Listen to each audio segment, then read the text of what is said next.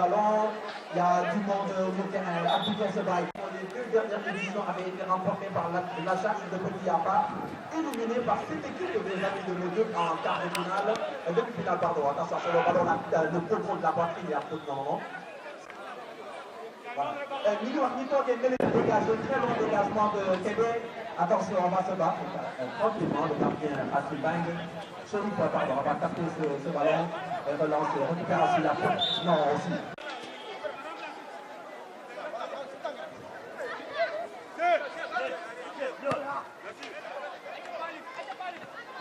Voilà, donc merci. De ce coup de main, on vient même Babou, en tout cas, il y a Babou à côté de Ouattara. C'est Babou qui va tirer ce coup de main. Mais Babou!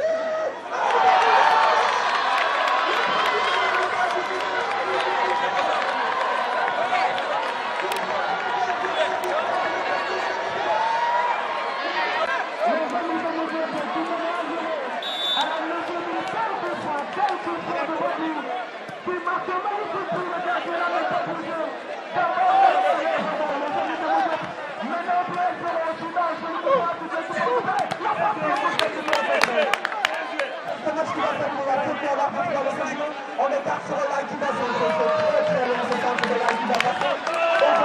De la rencontre, malgré 30 frappes de Gabard, il n'a pas eu à faire un travail assez particulier. Les amis de Moudou sont donc devant et Gabard va devoir réagir pour essayer d'égaliser. Mais ce ne sera pas facile avec Babou. Et Babou cherche un peu de profondeur. Attention, c'est pas fini.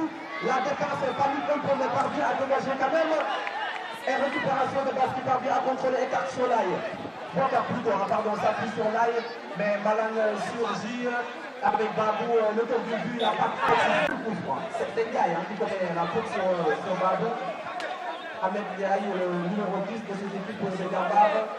Un très bon coup franc, vraiment ici l'ouverture du score dans cette rencontre. Attention à ce long ballon, c'est dégagé de la tête par la défense de Yamba. Ce ballon va sortir en touche. En faveur des jeunes des amis de Modio. D'où le nom d'ailleurs de cette équipe, les amis de Modio, dans ce tournoi qu'on appelle également l'ASEO. Attention à ce long ballon, mais c'est dégagé par la défense de Gambard. La tête de Sidi. Et tranquillement, on va accompagner ce ballon. En d'habitude, un très bon joueur présent pour suivre cette finale. Et également, la c'est dégagé par la défense de Gambard. Des amis de Modio, pardon, la tête. Attention à ce ballon, on va ouvrir le contrôle, la frappe de meilleure. C'est contré par le contrôle. Le dégagement, c'est repoussé de la tête par la défense, récupéré par le milieu de terrain de Gambard. Mais ce ballon est contré. Une grosse présence de milieu de terrain quand même de la part des amis de Modio. Et la récupération, la tentative de reprise acrobatique, lui ne marche pas. On va écarter encore son débat. Quel contrôle de débat qui est par à 3 jeux. Il conserve le ballon, mais c'est compliqué. Récupération du milieu de terrain des amis de Modio. On va glisser ce ballon.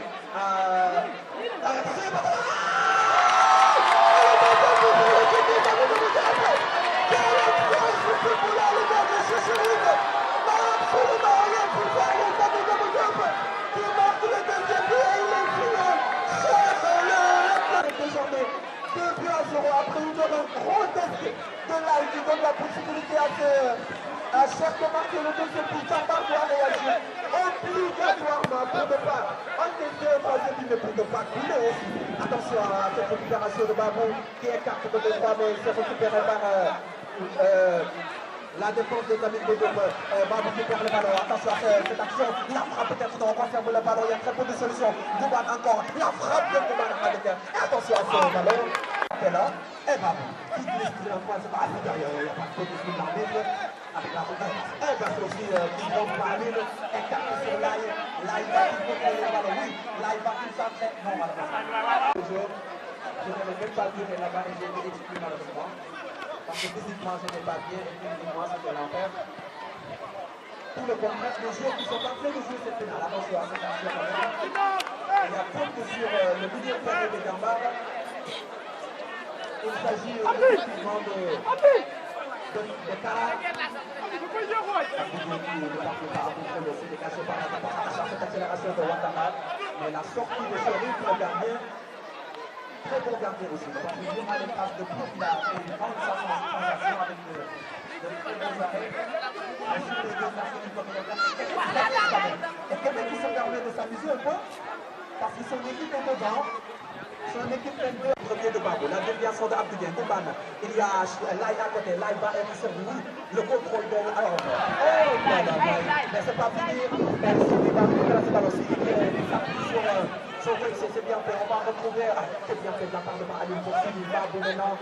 Il n'y a pas de faute d'esprit d'arbitre. Récupération de Basse. Le contrôle de Abdoudien qui écarte sur Lai. Lai parvient à contrôler. Lai cette fois-ci pour Mouban peut-être, oui. Lai pour Mouban, le contrôle de Mouban. Trouve encore Basse pour Mouban, mais c'est trop long. Même si Mouban passe à passer, il récupère le ballon, il a passé face à Palangui, ne peut rien faire. Quelle protection de ballon! Alors qu'on a vu Lai qui a raté 2 contrôles depuis le début quand même de cette rencontre, alors qu'il est souvent très bien servi. Allez, la tête de Mabam, qui n'a pas pu toucher ce ballon. C'est une joueuse, je l'avais dit au départ. C'est une très très belle équipe avec des jeunes talentueux, tout comme Gamba, qui a été juste surpris dans ce début de rencontre, alors que Chérif, le gardien, place son mur. Allez, c'est tiré, leur ballon, le contrôle, la pochette, la part de Charles. Et ça le ballon. Non, non, attention, qu'est-ce qui s'est passé? En marquant un troisième but, c'est qui va, qui aime le football caché, c'est l'ambiance de la finale. Mais bon, ça reste un match ouvert, et là, il contrôle ce ballon, faute sur Lai, effectivement. La faute sur le latéral.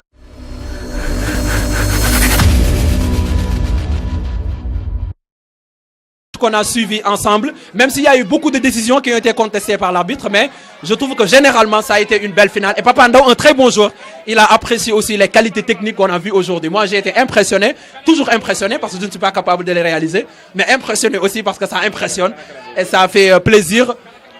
Donc c'est l'ASC Pikine qui jouait face à l'ASC Daradji. C'était la première édition du tournoi des leadership catégorie junior.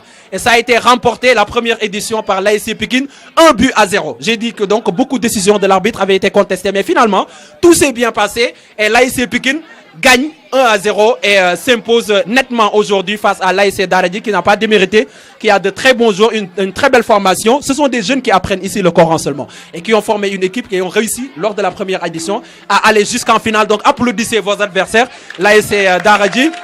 Et vraiment qui a fait une très belle prestation. Affaire bi ni la wara démé, ni la wara naïsé chaque jour. Bu dé naïsé ni ñeppay bëgg. Ouais, donc c'est ça vraiment que je voudrais lancer comme message. Légui nak ku ayé nak da ngay wal. Wa mu ngok da ngeen di wal mo parce que yéen a gagné 1-0. Xam nga xawa def ni mbag touti, xam nga jaay affaire. Affaire donc l'ASC Pikine a gagné 1-0.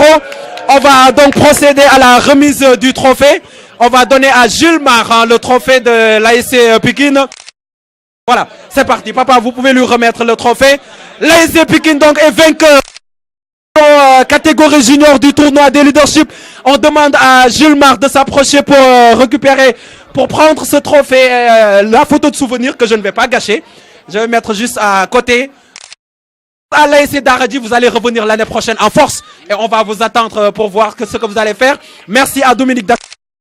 Merci à Like TV qui nous a accompagnés aujourd'hui. Vraiment, ça a été un grand plaisir. On va maintenant...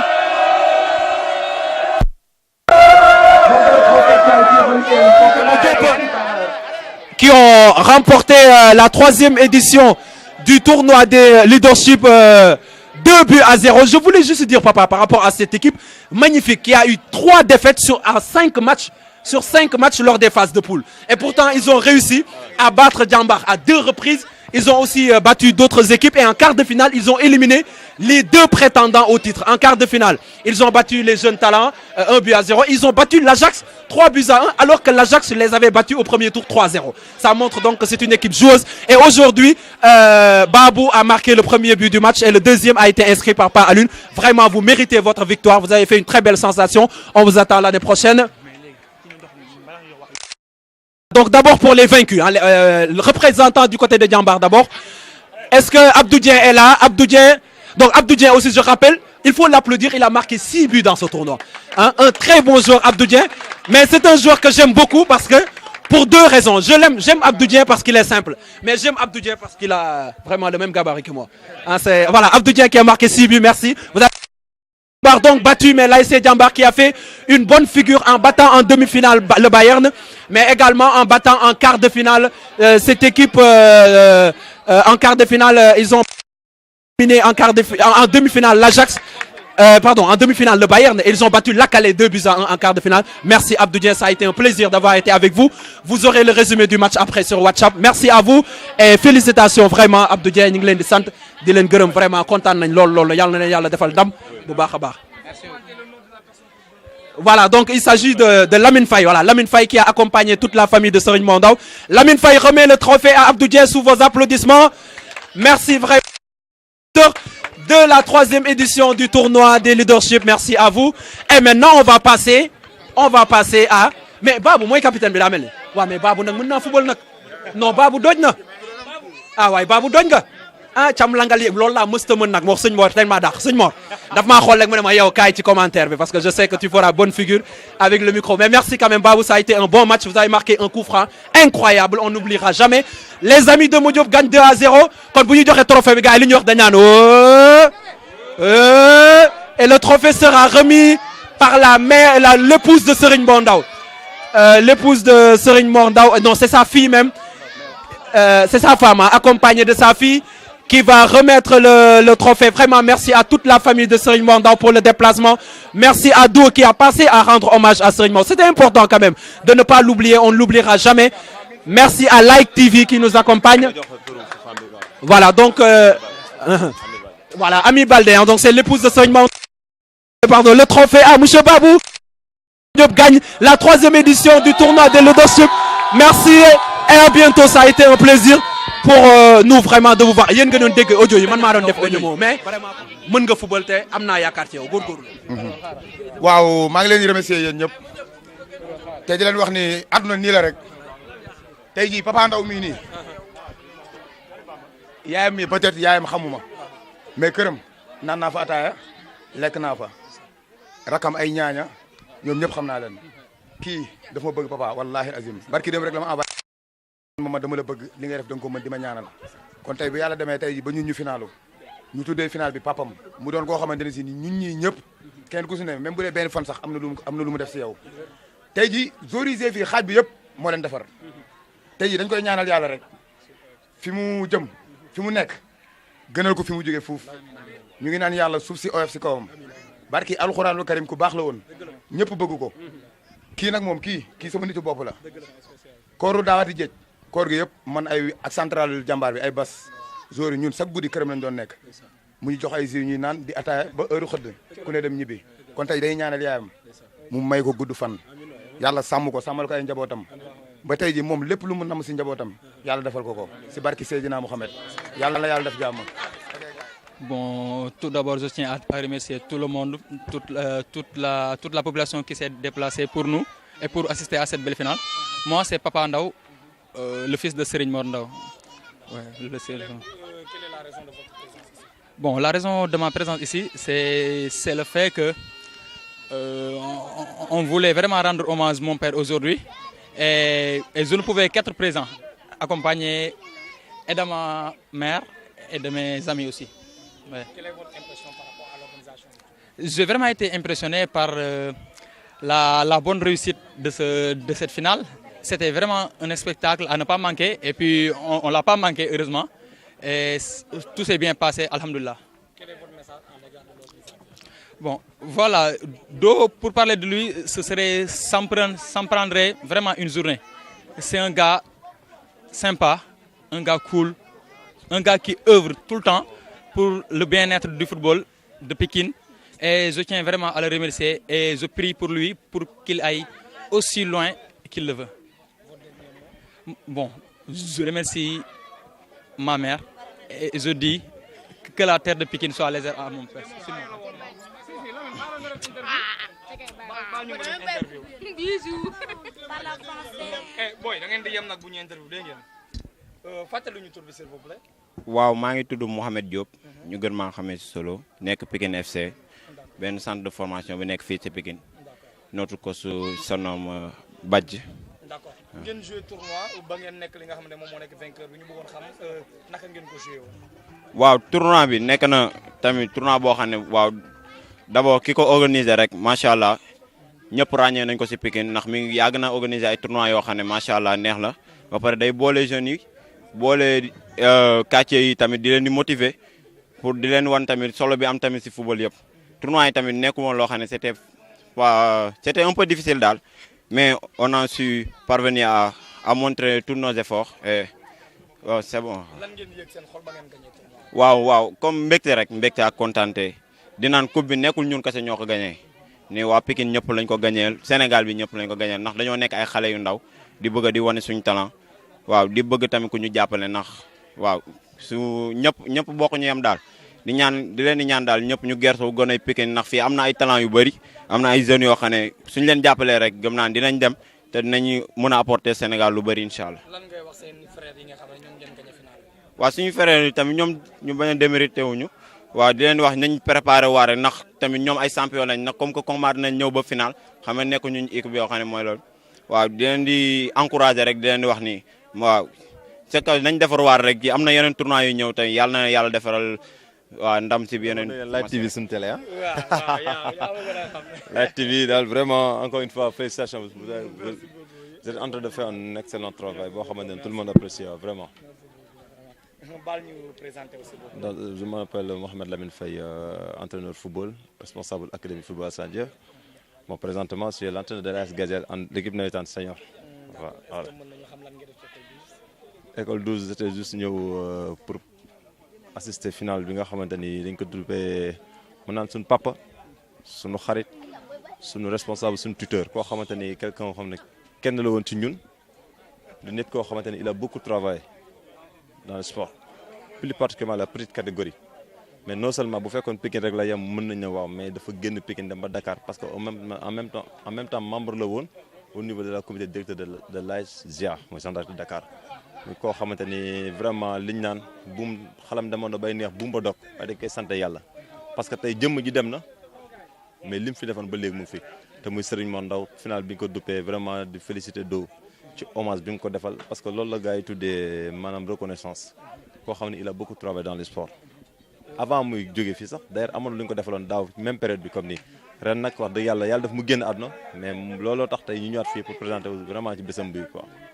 Lamine ñu xamee ko également ci tàggat ndaw yi. lan la lay def nga gis également tournoi bi fàttewuñ ci tànk yi. waaw c'est-à-dire man première édition bi d'ailleurs participé woon naa ci dem naa ba demi-finale parce que vraiment muy tournoi boo xamante ni vraiment ça me fait tellement plaisir parce que aussi il faut que nit ñi aussi bàyyi xel lool football du ci mag ñi kese parce que mag ñi aussi tëbuñu rek nekk mag ay xale lañu woon dans football toujours ci suuf lay commencé chaque jour ma wax leen ko sama bu ñu ma interviewé jox ma micro mais football ci suuf lay commencé on peut pas jouer le football sans le public on peut avoir le public sans le spectacle on peut avoir le spectacle sans la formation de base et puis lii aussi c'est un méthode wala outil boo xam ne aussi pour nous permettre aussi de s'exprimer de s'épanouir les enfants par rapport à la formation pour au moins nit ñi mën leen gis parce que là aussi ça motive les enfants aussi pour que voilà qu'ils s'expriment avec leur propre talent vraiment loolu ma rafetlu la loo xamante ne vraiment ça me fait tellement plaisir wax dëgg yàlla di gis aussi ñu impliquer la petite catégorie ci tournoi yi ni mel voilà. naka nga dundee final bi. Oh ça a été magnifique vraiment j'ai assisté à une belle finale d'ailleurs ñaari match yi ma jot a fekkee yëpp premier match bi deuxième match bi yëpp ça a été une très belle finale vraiment avec des joueurs talentueux pour dëgg pour dellusiwaat ci li ñu doon wax sànq ci petit carré ñi nga gis ñooñu ñëpp dañoo jaar ci centre de formation ñii ci loxo Serigne Mor lañ jaar ñii ci Adi Diouf kon tey bu fekkoon jaaruñ ci formation bu baax ba kon tey dañu assister une belle finale comme celle-ci vraiment ça a été extraordinaire encore une fois di leen féliciter yéen tamit vraiment c'est une prestation bu honorable gis naa sa waay ci kaw waaw maa ngi koy suivre ci kaw ko vraiment encore une fois li ñu naan ñu ngi lay gis di ñu gis mais lii bu rafetee am na ku nekk ci ginnaaw te muy sa waay vraiment yàlla na yàlla jàppale quoi vraiment li ngeen bëgg yéen a ko xam yàlla na ko yàlla defal et puis bravo merci gars yi. baal ñu fàttali ñu tudd s'il vous plaît. Dominique Da Silva. waaw ñu yow nga nekk lan ci tournoi bi. man maay principal initiateur bi. d'accord si tête de file la nekk. idée de projet bi lan la woon. ah bon dama yàgg si football tu vois ba may football peut-être aw moon sensu di jouer ay tournois chaque année daan naa jouer tournoi de temps en temps mais jouer tournoi comme nii c'est-à-dire jox akam bi si war yëpp aw ma ko woon donc puisque nag yàlla inspiré na ma si côté boobu ma ne naa delloo képp kuy sportif plus particulièrement joueurs yi footballeurs yi chaque avant navétane ma may leen rythme ci mayaale joueurs yi nga xamante ne mosu ñoon am sens dëggu peut-être stade tournoi bi bu ñuy ñëw ak public bi nu mu demee dafa leen di permettre ñu miin ko su ko defee demee bu ñu demee au niveau du ñu am problème objectif principal bi mooy aider les joueurs yi nga xamante ne dañuy am problème de exprimer wu devant un public voilà. ah bon mun nañu wax ni si côté bépp depuis début tournoi avec léegi man li may gën a touché tout le temps c'est que bu ma wootee gars yi ñi ñëw tu vois équipe bi au début ñu ngi doon nekk 8 à 6 tey bu ñu demee ba nekk 12 c'est parce que tournoi bi am na fenn fi nga xamante ne mu ngi fay dem bu ñu ñëwaatee aussi ba yéen ngeen ñëw taxaw def si tamit seen doole kon am na fu ñu jëm quoi voilà. nga choisir comme parrain Sëñ Mor. waaw non dama ko doon rendre hommage voilà parce que Sëñ Mor tey mun naa wax tey su ma nit ñi ràññee tamit si football wala lu mu munti doon si wàllu sport moom am na lu mu si joué parce que à bas âge si je me rappelle très bien 2001 la ubbi école footballam woo ñu ñun ñëpp ñu nekk fa mu ñuy miinal xam nga boo nekkee pro nan nga war a comporter woo ak yooyu noonu yëpp kon tey su ma demee tey mun naa wax ba lii ma koy réussir aussi am na lu mu si joué lu bëri. C'est parce que professionnalisme moom daf ñu ko yàgg imposé moom moo ñu yar si école footballam à bas âge voilà. ah bon dama naan rek Sëñ Mor moo teewaat peut-être nekk fi physiquement mais spirituellement ay famille am représenté nañ ko mais aussi moom am na lu mu joué parce que koo xamante ne fii la taxawoon finalu daaw bi ne ma bi mooy sa 2e édition yaa ngi koy joué si terrain vague 3e édition bi stade lañ lay yóbbu. te boobaa di nga xam ni am nga grand frère bu mot grand frère xam nga ku la wax loolu noonu tey kooku yéene na la ki la wax ni final prochain 3e édition bi di nga xam ni am nga grand frère bu mot grand frère maa koy jël en charge yóbbu la stade nga joué ko for yàlla ak ndogalam def mu dog dañ koy ñaanal rek pour wan ni ko final boobu mu amoon yéene ñu joué ko stade malgré moyens yi sont pas présents pour dem stade mais ñun lii rek lañ ko mun a defaral tey su mbokkam yi ñëwee famille am ñëw dama si sentir fier. ah ça va damay sant yàlla rek parce que daan na gën a métti que nii final yi ñu doon organisé daan na gën a métti que nii mais comme tey suñu demee ba dem à nos propres moyens boo xoolee tournoi bi nu mu toll ak ampleur bu mu am amul parrain amul dara ah 2 bonnes volontés ñoo ñu soutenir si tournoi bi nu mu toll nii muy Daouda Gueye ak Gaël François Mendy xam nga ñoom ñoo gis ñu sollicité leen ñu ñëw présent merewuñ kenn nag parce que nit ku nekk. ak fi sa doole toll nit ku nekk aussi ak sa yéene mais grâce à lu ñu am def nañ si lépp lu ñu mën maa ngi sant yàlla bu baax a baax a baax a baax plus particulièrement sama boy Kekuta Elwa Oni Khalifa Rémi allez vas-y Tafa et kii c'est des boy yi nga xamante ne xam nga ci imagine man tournoi doo ngay dégg amul un grand ni un vieux boo xamante ne da lay épauler pour nga teg caax teg móol wala ñii booy yi nii ñooy jàpp si caax yi ñooy jàpp si bal yi ñooy def lépp 60 matchs lañ jëy toujours ñoom xam nga tey final la c'est normal ñëpp ñëw taxaw c'est normal di remercier aussi ñi nga xam ne dañu gérer sécurité bi parce que samay ay rakk lañ samay ay gain lañ dama leen ñaan ñu ñëw fayekuñ ma defuñu ma dara dama leen di rendre hommage. parce que sama ay gars yi mos nañu see nag sama tournoi dañu nekk ay mbër tey mais ay joueurs lañu woon dégg naa leen ñoom ñëpp waaw yéen aussi aw ma seen fay seen taxawaay rafet na lépp nice na sama joueur dégg naa leen waay merci beaucoup grand jaajëf